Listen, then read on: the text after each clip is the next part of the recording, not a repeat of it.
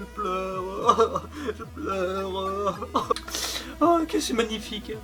C'est l'un des plus beaux dessins animés que j'ai vu. J'espère que le plagiat qu'il a suivi l'année de sa sortie est du même niveau. So many different worlds.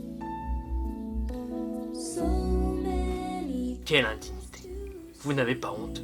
Nous sommes sur YouTube. Bah normal, depuis quand on est sur YouTube pour se cultiver Vous connaissez tous le système de plagiat de films Disney par des sociétés de production pourries.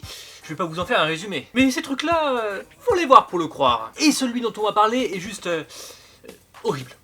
J'ai pas d'autres mots. La Belle et la Bête des studios Bellenfield. On peut y soulever des différences par rapport au dessin animé de Disney et le conte original. Alors faisons abstraction du film de Cocteau, il n'y a absolument aucune référence ici. On évoque une énième reproduction en surface d'un film de studio. Mais là, je vous préviens, hein, c'est du malaise, 30 ans d'âge. Et j'ai choisi d'analyser la version anglaise parce que la VF est de très très mauvaise qualité, comme vous pouvez l'entendre. Il y a quelque chose qui irait très bien avec ma robe de bal. Déjà, on voit qu'il se force à ne pas copier exactement le style d'écriture du titre version Disney. Ça part mal. Et il y a Christopher Lee dans le casting. À l'époque où il tournait dans des navets avant une nouvelle consécration. On nous présente la famille de Belle avec son père et ses deux sœurs. Et les soucis commencent vite. It's no good thinking you can comfort her. Encore une animation bas de plafond au programme.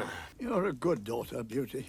Generous and understanding. Apparemment, Belle se fait appeler Beauty ici. Je sais pas si c'est pour éviter une accusation de plagiat, mais appeler sa fille ou sa sœur par un nom commun, c'est un peu bizarre, non? T'imagines quand un bolos t'accoste dans la rue? Hey! Salut, beauté! Hey, t'es charmante! Ça te dirait pas une glace à la menthe? Et les méchants, hein? Les méchants, est-ce que ce sont des plagiats de Gaston et le Fou dans le dessin animé de Disney? Ouais, enfin, ils ont essayé. Ils ont eu des problèmes.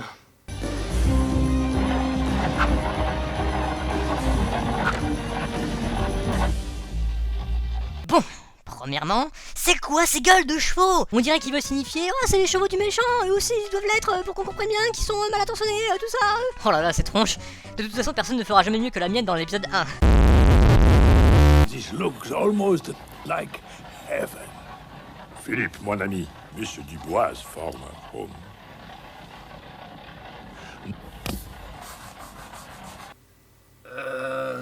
Ok, c'était très gênant. J'ai l'impression que les méchants ressemblent plus à Zemmour et Nolo en personnages de dessin animé, mais on va quand même les appeler Gaston et le Fou, ce sera plus simple pour tout le monde. Welcome. Let us go inside. It's much warmer. Wow, arrêtez de plaquer vos tronches au premier plan, c'est super moche, et c'est super malaisant.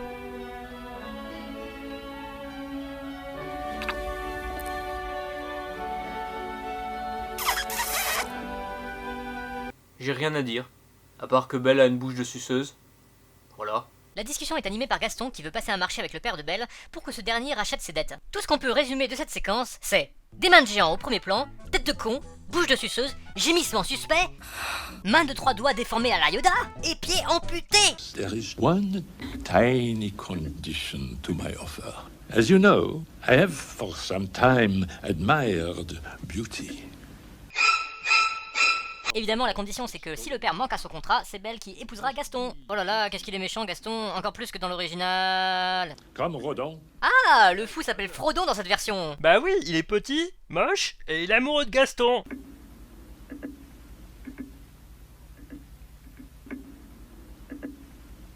Bon, la suite c'est assez long et vous la connaissez déjà. Le père retrouve un bijou appartenant à sa défunte femme qu'il décide de vendre pour établir sa bonne situation financière. Putain, mais les animateurs ils ont vraiment des problèmes avec les mains. Donc il part à cheval vers je ne sais où. En tout cas, le spectateur n'a aucune idée à ce quoi il va assister maintenant.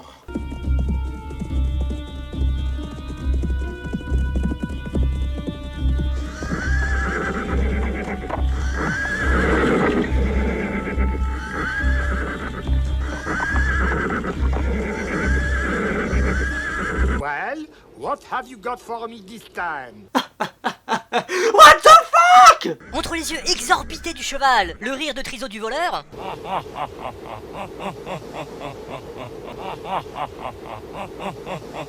Et le père qui essaie d'enculer son canasson.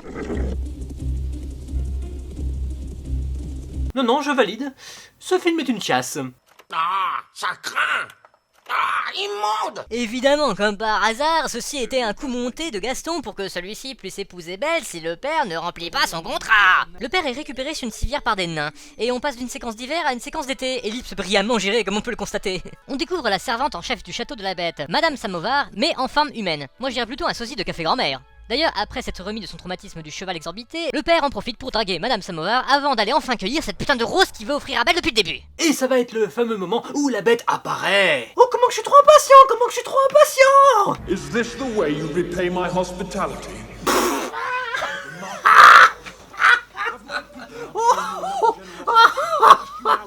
Attendez, c'est Sam le pirate qui s'est marié avec Gros Minet. Ou un mauvais cosplay de loup-garou, c'est vous qui voyez. Et en plus, la bête est à poil. À poil. À poil. À poil. À poil. Dites-moi que vous avez compris. Oui, on a compris que c'était à chier. Pendant ce temps-là, Belle joue du piano et ses sœurs se parlent sans émettre de bruit. I wish for your youngest daughter, the one you call Beauty, to come and live with No, me here. never. I couldn't. She is my most precious.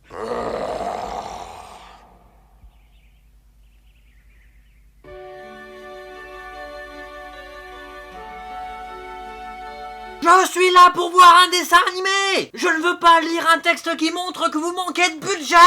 Ils ont eu tellement la flemme et peut-être le manque de moyens pour raconter cette partie qu'ils l'ont tout simplement transformé en texte résumé. Ce qui fait qu'on ne connaît absolument pas la réaction de Belle quand son père lui a annoncé qu'elle devait se mettre en coloc avec la bête. Bon, après 10 000 têtes de chevaux grossiers à la loupe, les animateurs devaient être fiers de cette trouvaille alors que c'est ultra laid et redondant, Belle se retrouve au château de la bête.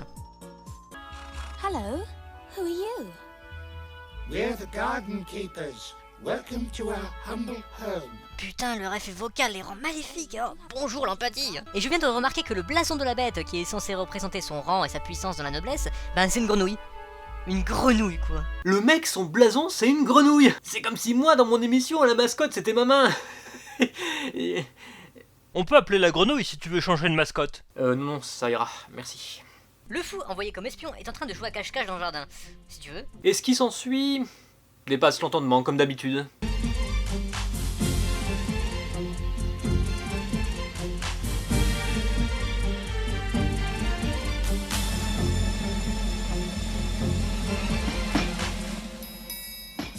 Belle se fait chier au château et se promène.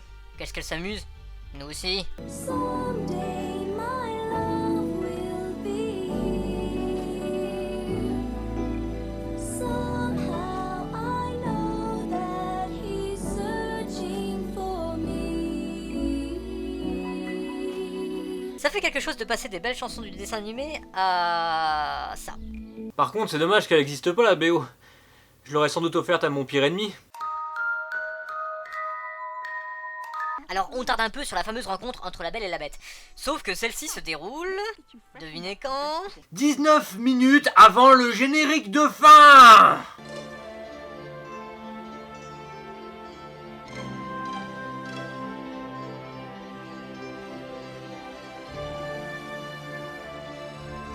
Oh, qu'est-ce que t'es moche. Bon, la vieille boniche a beau être la plus normale des personnages, alors j'ose même pas imaginer la gueule des objets s'ils vivaient. Beauty. Beauty. Beauty. Non, restez à votre niveau actuel. C'est mieux comme ça. Et Belle n'est pas aussi gâtée par le talent des animateurs. Regardez ses ongles, on dirait ceux d'une sorcière. De toute façon, elle était déjà moche avant, donc ça surprend pas. Bon, toute la suite, c'est du bavardage entre Belle et la Bête, qui apprennent à se connaître, blablabla, on connaît la comptine.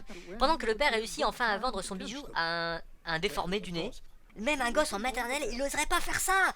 Même en le faisant exprès. Bon, gna gna gna, Belle doit partir pour aller voir son père malade et la Bête le prend mal, donc elle se met à déprimer. Pitié, faites qu'on en finisse vite. Please, take me back to the castle.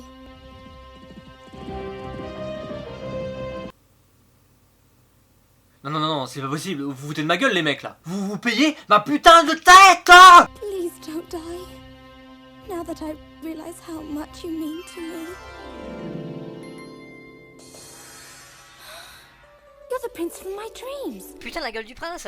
On dirait qu'il a l'air malade. Elle est tombée sur Jésus crucifié ou quoi? Tout est bien qui finit bien. Les cerfs ne sont pas pétrifiés comme dans le conte et deviennent demoiselles d'honneur. Gaston et le fou ont disparu de l'intrigue, quand pas magie au milieu du film. Bah oui, un affrontement dans le château de la Bête, ce serait un peu du plagiat, n'est-ce pas? Et finissent cuisinés pour la Bête. What? Le père devient retraité et garde son bijou, et la Belle et la Bête, enfin la Belle et le Prince, se marient enfin. Et générique final en Arial. Conclusion, c'est nul. J'ai pas la motivation de faire un épilogue si c'est pour répéter la même chose qu'on sait déjà. Oh mon dieu, c'était trop horrible, mes yeux, je fonds. On va donc en rester là. T'as quelque chose à dire, toi? Dromadaire bleu. Eh ben moi, je vous dis au revoir.